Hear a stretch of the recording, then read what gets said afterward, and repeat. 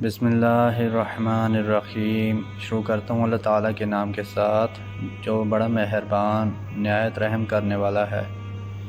عمارہ بن رویبہ کہتے ہیں کہ اہل بصرہ میں سے ایک آدمی نے ان سے پوچھا اور کہا، آپ مجھے ایسی بات بتائیے جو آپ نے رسول اللہ صلی اللہ علیہ وآلہ وسلم سے سنی ہو۔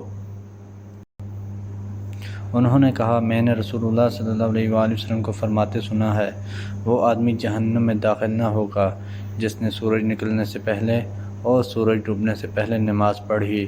اس شخص نے کہا، کیا آپ نے یہ بات رسول اللہ صلی اللہ علیہ وآلہ وسلم سے سنی ہے؟ یہ جملہ اس نے 3 بار کہا۔ انہوں نے کہا، ہاں، ہر بار وہ یہی کہتے تھے، میرے دونوں کانوں نے اسے سنا ہے اور میرے دل نے اسے یاد رکھا ہے۔ پھر اس شخص نے کہا، میں نے بھی رسول اللہ صلی اللہ علیہ وآلہ وسلم کو اسے فرماتے سنا ہے۔ عبداللہ بن عباس رضی اللہ عنہما کہتے ہیں، رسول اللہ صلی اللہ علیہ وآلہ وسلم نے فرمایا، تم میں سے وہ لوگ اذان دیں جو تم میں بہتر ہوں، اور تمہاری امامت وہ لوگ کریں جو تم میں عالم و قاری ہوں۔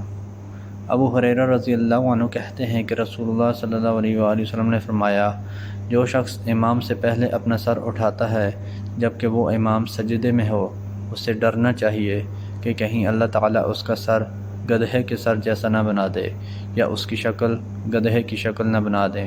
سعد بن اسحاق کہتے ہیں کہ مجھ سے ابو ثمامہ حنات نے بیان کیا کہ وہ مسجد جا رہے تھے کہ کعب بن عجرہ رضی اللہ عنہ نے انہیں راستے میں پا لیا تو دونوں ایک دوسرے سے ملے۔